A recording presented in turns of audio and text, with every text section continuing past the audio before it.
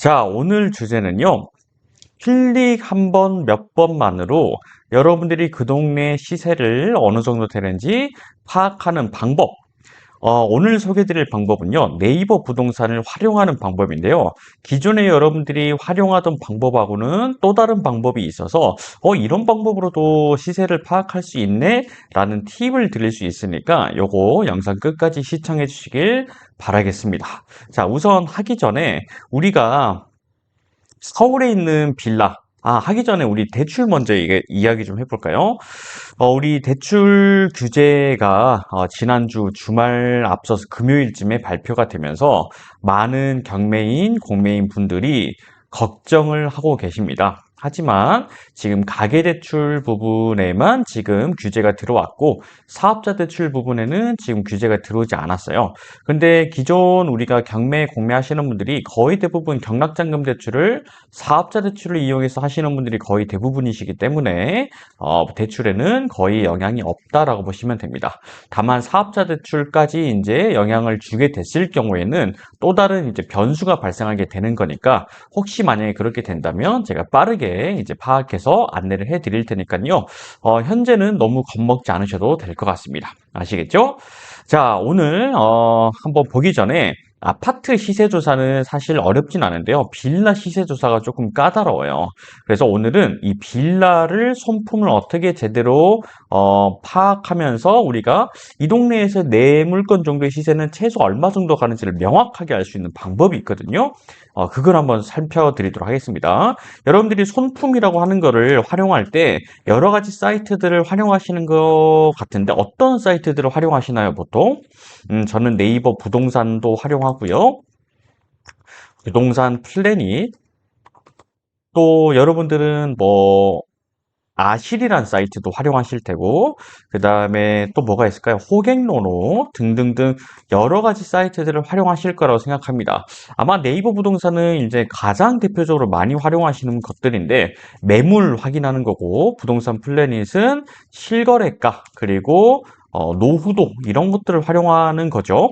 그 다음에 아실 같은 사이트는 이제 개발 지역, 그죠? 서울 재개발이나 그 기타 지역의 재개발 지역을 확인하는 데 주로 활용하는 사이트고, 또 호갱노노는 이제 어떤 건가요? 거의 아파트 시세 파악하는데 또 많이들 활용하시죠. 그렇죠? 자, 그래서 여러분들이 네이버 부동산 오늘 좀 하나 대표적으로 말씀드릴 텐데, 제가 지난번에 부동산 플래닝 관련해서 실거래 파악하는 방법을 올렸는데 그게 삭제가 돼 버렸어요. 그래서 그거는 제가 조만간에 다시 한번 찍어 올릴 테고, 오늘은 네이버 부동산 관련해서 빌라 시세 조사하는 방법을 설명을 해드리도록 하겠습니다. 자, 먼저 빌라를 일단 보려면 우리가 기본적으로 물건 검색이 잘 돼야 됩니다. 물건 검색을 해야 되는데, 기본적으로 여러분들이 많이 단기 매도 관심을 가지고 계시죠? 단기 매도 빌라 하는 거. 그러다 보니까 단기 매도를 하려면 지금 당장 팔릴 만한 시세를 잡아내는 게 핵심이거든요. 현재 시세를 파악해야 된다. 그런데 어떻게 도대체 손품으로도 파악할 수 있을까? 제가 예시 물건을 가지고 설명 한번 해드리도록 하겠습니다.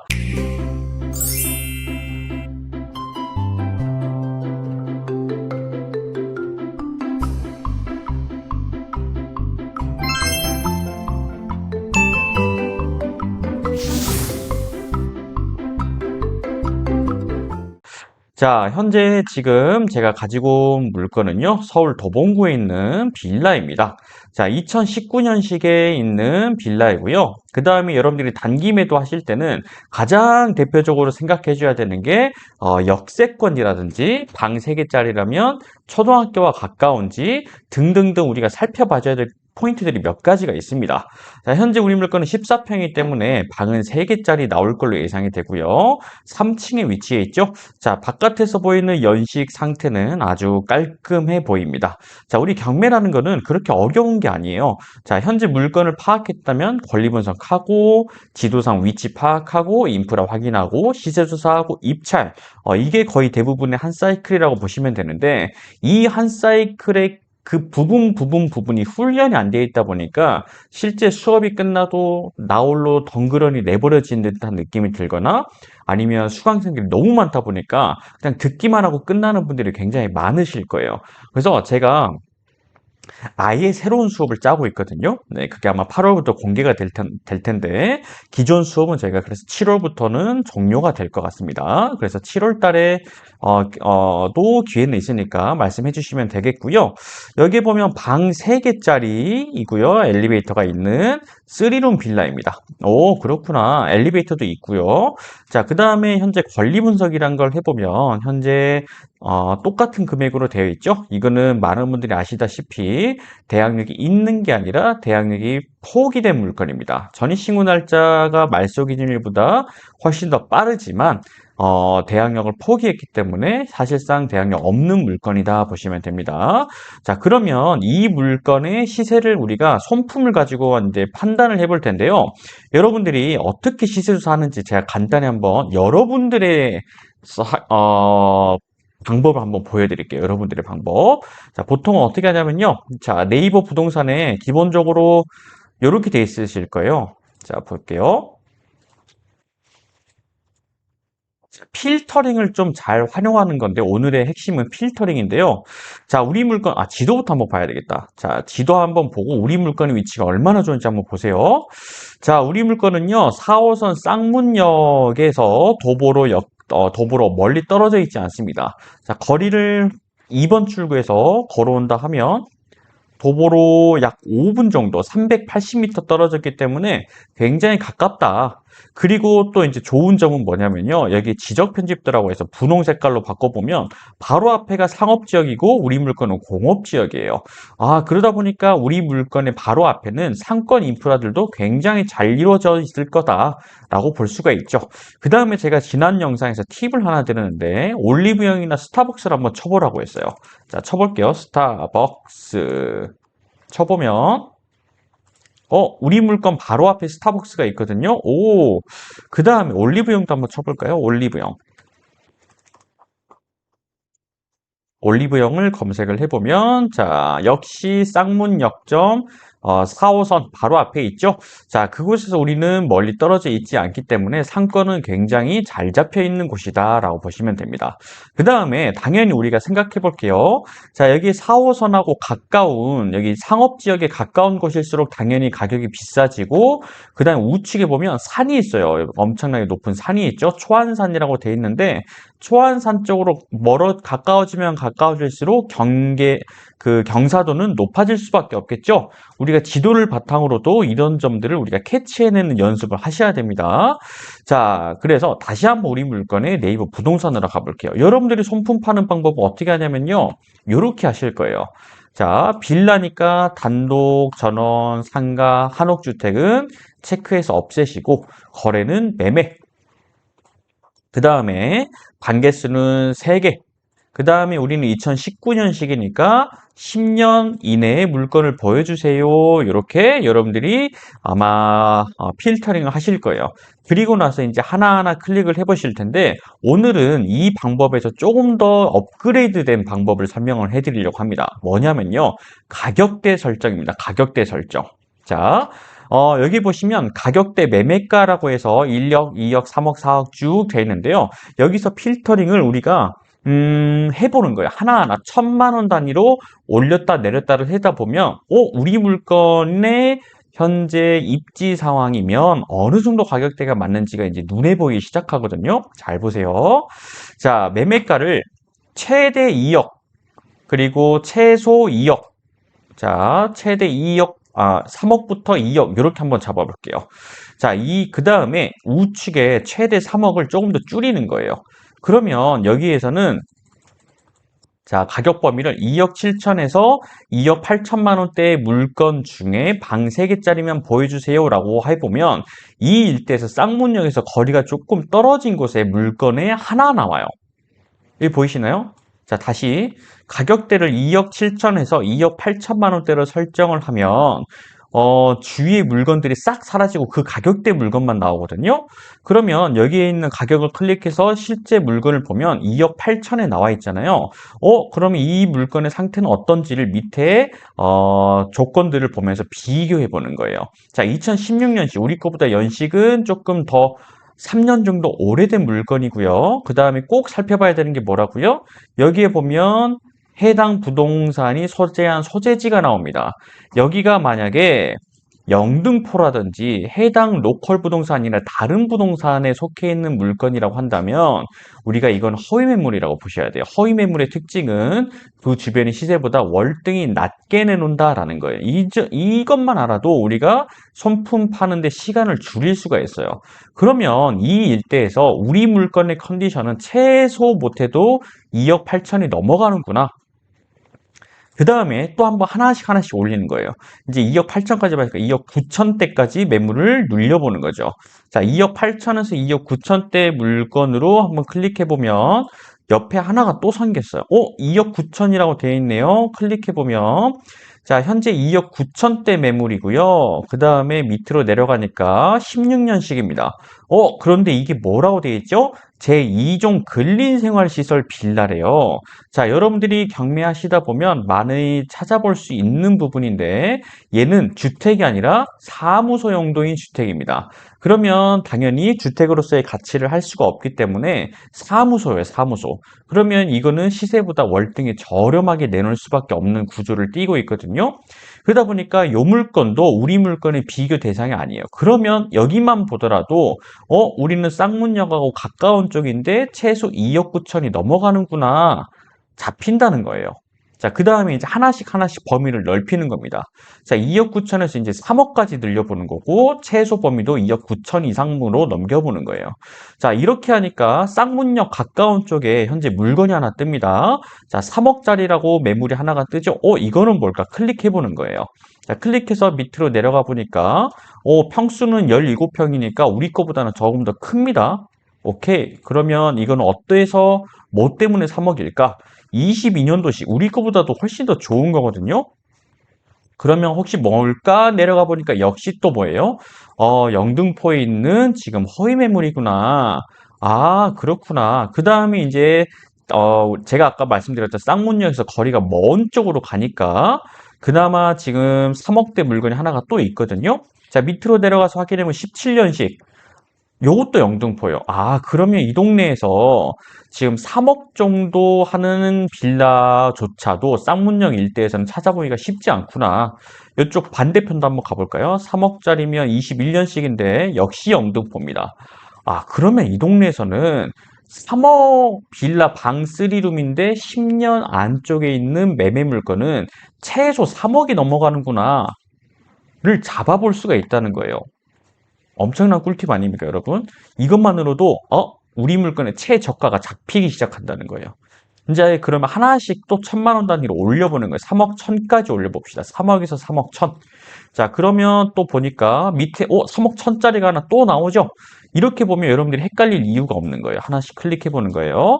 자, 밑에 보니까 지금 2층짜리에 3억 1,000이 하나 나오고요. 우리 거보다 조금 더 평수가 크네요. 자, 밑으로 가니까 역시 뭐래요? 업무시설이래, 업무시설. 근생시설이라는 거예요. 주택이 아니라. 아, 그러면 이 일대에서 10년 이내에 3룸짜리 빌라는 3억 천도 사실상 거의 저렴한 가격대에 속하는구나. 혹은 허위 매물이구나. 아, 무슨 말 이해되시죠? 이거 하나만 하더라도 여러분들이 손품이 훨씬 쉬워지실 거예요. 그럼 3억 2천까지 올려볼까요? 3억 1천에서 3억 2천 하니까 이제 매물이 조금 더 늘어나네요. 자, 우측에 4번 한번 볼게요. 자, 지금, 우리 도봉 쌍문역에서 조금 거리가 먼 안쪽의 물건에 3억 2천짜리 물건이 하나가 떴어요. 자, 우리 거하고 평수는 지금 우리 거보다 살짝 크거든요. 살짝 큰데 2017년식의 공동주택에 이거는 로컬 부동산. 그러면 이거는 진짜 매물이겠구나. 3억 2천 정도가. 그러면 근데 이제 층수를 보니까 6층이에요, 6층. 그럼 엘리베이터도 있을까? 자, 엘베도 있대요. 엘베 있는 6층이 지금 3억 2천인데 아쉬운 점은 우리 물건이 훨씬 더 역하고 가깝죠. 그렇구나. 그러면 우리 물건은 3억 2천 정도라고 한다면 꽤 메리트 있는 금액이겠는데? 하면서 하나하나 잡아가는 거예요. 그 다음에 또 3억 3천까지도 올려볼게요. 3억 2천에서 3천 올려보니까 자, 여기에 3억 3천짜리 물건이 하나 또 있네요.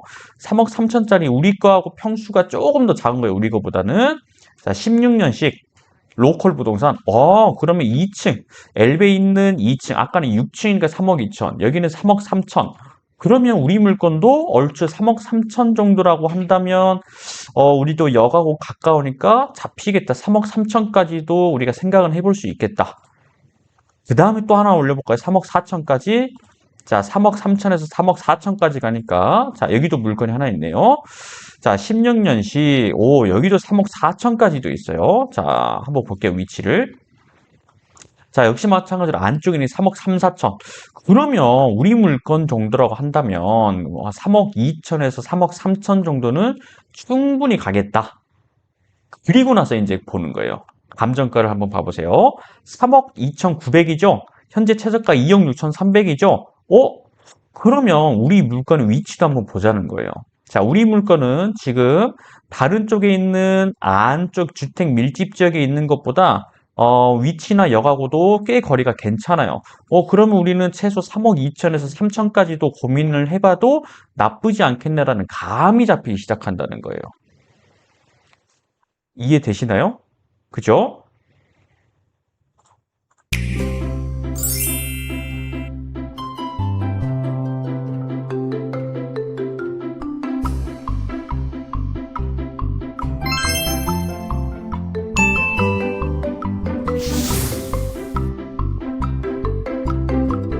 자, 그런 식으로 우리가 물건 검색을 하시면 여러분들이 단순히 네이버 부동산을 하나하나 클릭하는 게 아니라 조금 더 효율적으로 하는 훈련 방법이 있다라는 거, 있다라는 거. 그게 없이 단순히 전달하는, 선생님이 전달하는 식의 수업만 그냥 듣기만 하니까 집에 가서 내가 할 수가 없게 되는 거죠. 무슨 말인지 아시겠죠? 이런 훈련이 명확하게 이루어지고 여러분들 것이 되어야만 진짜 내 거의 물건을 빨리 찾고 시세 조사하고 그리고 훨씬 더 빠르게 결과를 낼 수 있다라는 거예요. 무슨 말인지 아시겠죠? 자, 그래서 오늘 이 물건도 괜찮긴 하지만 물건을 소개한다는 것보다도 여러분들에게 경매 물건, 특히 빌라 부분 시세 조사를 조금 더 명확하고 우리가 임팩트 있게 하는 방법에 대해서 소개를 좀 해드리려고 했습니다. 도움이 좀 되셨는지 모르겠습니다. 자, 그래서 도움이 되셨다면 댓글에 좀 답 좀 달아주시면 감사드리겠고요. 그 다음에 지금 저희가 이제 7월 달을 마지막으로 기존 수업은 종료가 될 것 같습니다. 여러분들께서 7월 달 이제 실전 공매 경매 수업을 듣고 싶으시다 하시다면 아마 마지막이 될 것 같습니다. 빠르게 연락 주셔야 될 것 같고요. 질문 올라온 거 보면서 마무리를 해보려고 합니다. 자, 매각물건 명세서의 전입이 공란이고 세대열람에도 전입세대가 없다면 대항력이 없다고 보면 되나요? 그렇죠. 맞습니다. 사업자 대출이 건당으로도 대출이 되나요? 네, 됩니다. 당연히. 그 다음에 빌라 탑층은 매도가 안 된다고 하던데 준신축에 엘베 있는 탑층은 매도가 될까요? 도대체 누가 빌라 탑층은 매도가 안 된다고 합니까? 그에 맞는 가격이 있는 거죠. 특히나 엘베가 있는 탑층이라면 뭐 문제 없죠. 괜찮습니다. 그 다음에 유료 옥션 사이트를 저렴하게 볼 수 있는 곳은 어딜까요? 그나마 탱크 옥션이 조금 저렴한 것 같은데 다른 옥션 사이트는 금액을 몰라서 그거는 한번 참작을 해보셔야 될 것 같습니다. 집주인 인증집만 보는 것도 방법입니다. 그렇죠. 딱셈이라면 서울 빌라와 경기도 빌라 중 어디에 입찰 도전하는 게 나을까요? 돈이 된다면 서울에 하시는 게 좋죠. 당연히. 그 다음에 인생 이망님, 딱셈 실거래가는 안 보나요? 저희가 실거래가는 당연히 참고하는 건데요. 요것도 실거래가도 그 실거래가라는 거는 과거의 거래거든요. 근데 물론 최근 한 2, 3개월 내의 거래라고 한다면 참고할 만하지만 예를 들면 1년 전 또는 2년 전의 실거래가 같은 거는 저는 일절 참고하지 않습니다. 경매라는 거는 시세를 조사하는 것이고 시세라는 거는 현재 시세를 말하는 것이지 과거에 거래 때 했던 이력을 말하는 건 아니에요. 무슨 말인지 이해되시겠죠? 네. 그 다음에 그래서 실거래가는 참고 정도만 하시면 되고요. 빅뱅TV님 8월에는 어떤 수업을 하시나요? 8월부터는 저희가 아예 모든 커리큘럼이 새로 바뀌고요. 그 다음에 이제 여러분들이 기존에 볼 수 없었던 완전 사실 이제 완전 트레이닝식의 수업이 들어갈 것 같아요. 제가 초등학교 선생님이었잖아요. 그래서 저도 수업식 경매 수업도 많이 들어보고 저도 해보고 했지만 어떻게 하는 게 가장 교육생 분들에게 가장 자신의 훈련이 되고 내 거가 돼서 스스로도 경매를 자립할 수 있게 만들 수 있는지 그 교육 그 시스템이 있어요. 저희 초등학교 교육 쪽에서도 연구하는 시스템이 그걸 연구해서 완전 접목해서 새로운 수업으로 시작을 하려고 합니다. 그래서 요거는 저희가 이제 8월부터는 아예 다른 커리큘럼으로 진행되기 때문에 8월에도 하긴 하지만 아예 달라진다고 보시면 됩니다. 기존에 저희가 이제 기존 7월까지는 100만 원 수업으로 진행이 되는데 구조부터 깊이부터 모든 게 달라질 거라고 보시면 됩니다. 이번 대출 제한 정책 사업자 신탁 대출은 영향이 없나요? 사업자 신탁 대출은 영향이 없습니다. 지금도 충분히 다 이루어지고 있으니까요. 걱정 안 하셔도 됩니다. 월세 받는 건물주님 8월에도 경매, 공매 강의 계속 있지요? 있는데요. 단순한 강의가 아닙니다. 이거는 단순한 강의가 아니라 실습 참여형이면서 아예 트레이닝을 시켜서 경매로 자립을 할 수 있게 만드는 프로그램으로 아예 개발을 하고 있습니다. 네. 그래서 뭐 100만 원도 중요하고 뭐 가격이 중요한 건 아닌데 이제 막 듣기만 하는 전달형 강의가 아니다라고 보시면 되겠습니다. 자, 그래서 오늘은 여기까지 진행을 하고요. 저는 내일 도 좋은 내용으로 4시에 찾아뵙도록 하겠습니다. 감사합니다.